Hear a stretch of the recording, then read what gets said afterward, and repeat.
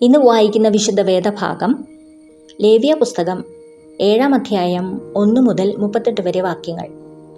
ലേവ്യ പുസ്തകം 7-ന്റെ 1 മുതൽ 38 വരെ. അകൃത്യയാഗത്തിൻ്റെ പ്രമാണമാവിത്, അത് അതിവിശുദ്ധം. ഹോമയാഗമൃഗത്തെ അറുക്കുന്ന സ്ഥലത്തു വച്ച് അകൃത്യയാഗമൃഗത്തെയും അറുക്കണം. അതിൻ്റെ രക്തം യാഗപീഠത്തിന്മേൽ ചുറ്റും തളിക്കണം. അതിൻ്റെ സകല മേധസ്സും, തടിച്ച വാലും, കുടൽ പൊതിഞ്ഞിരിക്കുന്ന മേധസ്സും, മൂത്രപിണ്ഡം രണ്ടും, അവയുടെ മേൽ കുടിപ്രദേശത്തുള്ള മേധസ്സും, മൂത്രപിണ്ഡങ്ങളോടുകൂടെ കരളിന്മേലുള്ള വപയും എടുത്ത് പുരോഹിതൻ യാഗപീഠത്തിന്മേൽ യഹോവയ്ക്ക് ദഹനയാഗമായി ദഹിപ്പിക്കണം. അത് അകൃത്യയാഗം. പുരോഹിത കുലത്തിലെ ആണുങ്ങളൊക്കെയും അത് തിന്നേണം. ഒരു വിശുദ്ധ സ്ഥലത്ത് വച്ച് അത് തിന്നേണം. അത് അതിവിശുദ്ധം. പാപയാഗം പോലെ തന്നെ അകൃത്യയാഗവും ആകുന്നു. അവയ്ക്ക് പ്രമാണവും ഒന്നു തന്നെ. പ്രായശ്ചിത്തം കഴിക്കുന്ന പുരോഹിതന് അത് ഇരിക്കണം. പുരോഹിതൻ ഒരുത്തൻ്റെ ഹോമയാഗം അർപ്പിക്കുമ്പോൾ അർപ്പിച്ച പുരോഹിതന് ഹോമയാഗ മൃഗത്തിൻ്റെ തോൽ ഇരിക്കണം. അടുപ്പത്ത് വെച്ച് ചുടുന്ന ഭോജനയാഗം ഒക്കെയും ഉരുളിയിലും ചട്ടിയിലും ഉണ്ടാക്കുന്നതൊക്കെയും അർപ്പിക്കുന്ന പുരോഹിതന് ഇരിക്കണം. എണ്ണ ചേർത്തതോ ചേർക്കാത്തതോ ആയ സകല ഭോജനയാഗവും അഹറോന്റെ സകല പുത്രന്മാർക്കും ഒരുപോലെ ഇരിക്കണം. യഹോവയ്ക്ക് അർപ്പിക്കുന്ന സമാധാനയാഗത്തിൻ്റെ പ്രമാണമാവിത്. അതിനെ സ്തോത്രമായി അർപ്പിക്കുന്നു എങ്കിൽ അവൻ സ്തോത്രയാഗത്തോടുകൂടെ എണ്ണ ചേർത്ത പുളിപ്പില്ലാത്ത ദോശകളും എണ്ണ പുരട്ടിയ പുളിപ്പില്ലാത്ത വടകളും എണ്ണ ചേർത്ത് കുതിർത്ത നേരിയ മാവ് കൊണ്ടുണ്ടാക്കിയ ദോശകളും അർപ്പിക്കണം. സ്തോത്രമായുള്ള സമാധാനയാഗത്തോടുകൂടെ പുളിച്ച മാവ് കൊണ്ടുള്ള ദോശകളും ഭോജനയാഗമായി അർപ്പിക്കണം. ആ എല്ലാ വഴിപാടിലും അതത് വകയിൽ നിന്ന് ഓരോന്ന് യഹോവയ്ക്ക് നീരാജനാർപ്പണമായിട്ട് അർപ്പിക്കണം. അത് സമാധാനയാഗത്തിൻ്റെ രക്തം തളിക്കുന്ന പുരോഹിതന് ഇരിക്കണം. എന്നാൽ സ്തോത്രമായുള്ള സമാധാനയാഗത്തിൻ്റെ മാംസം അർപ്പിക്കുന്ന ദിവസത്തിൽ തന്നെ തിന്നണം. അതിലൊട്ടും പ്രഭാതം വരെ ശേഷിപ്പിക്കരുത്. അർപ്പിക്കുന്ന യാഗം ഒരു നേർച്ചയോ സ്വമേധാദാനമോ ആകുന്നുവെങ്കിൽ യാഗം അർപ്പിക്കുന്ന ദിവസത്തിൽ തന്നെ അത് തിന്നേണം. അതിൽ ശേഷിപ്പുള്ളത് പിറ്റേന്നാളും തിന്നാം. യാഗമാംസത്തിൽ 3-ാം ദിവസം വരെ ശേഷിക്കുന്നത് തീയിലിട്ട് ചുട്ടുകളയണം. സമാധാനയാഗത്തിൻ്റെ മാംസത്തിൽ ഏതാനും 3-ാം ദിവസം തിന്നാൽ അത് പ്രസാദമായിരിക്കുകയില്ല.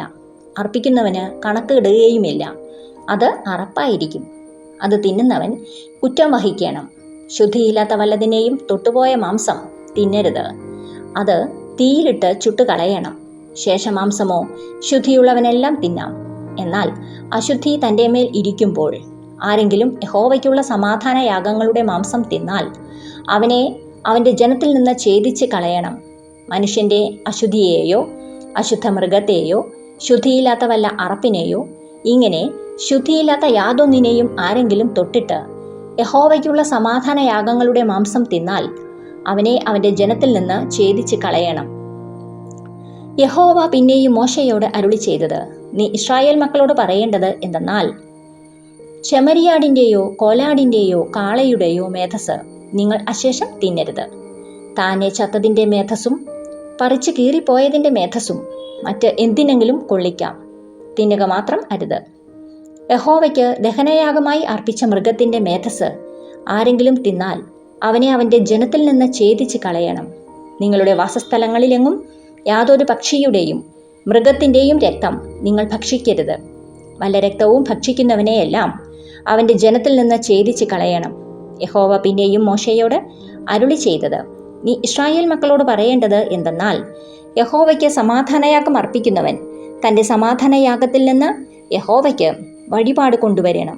സ്വന്തം കയ്യാൽ അവനത് യഹോവയുടെ ദഹനയാഗമായി കൊണ്ടുവരണം.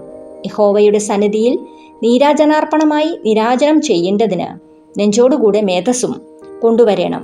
പുരോഹിതൻ മേധസ് യാഗപീഠത്തിന്മേൽ ദഹിപ്പിക്കണം.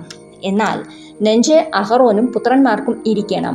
നിങ്ങളുടെ സമാധാനയാഗങ്ങളിൽ വലത്തെ കൈക്കുറുക് ഉദർച്ചാർപ്പണത്തിനായി നിങ്ങൾ പുരോഹിതന്റെ പക്കൽ കൊടുക്കണം. അഹറോന്റെ പുത്രന്മാരിൽ സമാധാനയാഗങ്ങളുടെ രക്തവും മേധസ്സും അർപ്പിക്കുന്നവന് തന്നെ വലത്തെ കൈക്കുറുക് ഓഹരിയായി ഇരിക്കണം.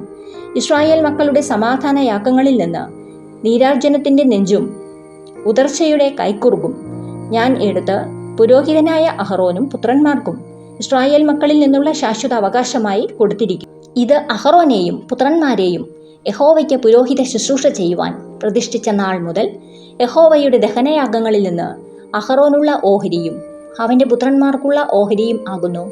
ഇസ്രായേൽ മക്കൾ അത് അവർക്ക് കൊടുക്കണമെന്ന് താൻ അവരെ അഭിഷേകം ചെയ്ത നാളിൽ യഹോവ കൽപ്പിച്ചു.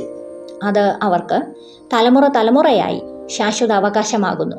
ദഹനയാഗം, ഭോജനയാഗം, പാപയാഗം, അകൃത്യയാഗം, കരപൂരണയാഗം, സമാധാനയാഗം എന്നിവയെ സംബന്ധിച്ചുള്ള പ്രമാണം ഇതുതന്നെ. യഹോവയ്ക്ക് തങ്ങളുടെ വഴിപാടുകൾ കഴിപ്പാൻ അവൻ ഇസ്രായേൽ മക്കളോട് സീനായി മരുഭൂമിയിൽ വെച്ച് അരുളി ചെയ്ത നാളിൽ യഹോവ മോശയോട് സീനായി പർവ്വതത്തിൽ വെച്ച് കൽപ്പിച്ചു. ഇവിടെ പാഠഭാഗം വായിച്ചവസാനിക്കുന്നു.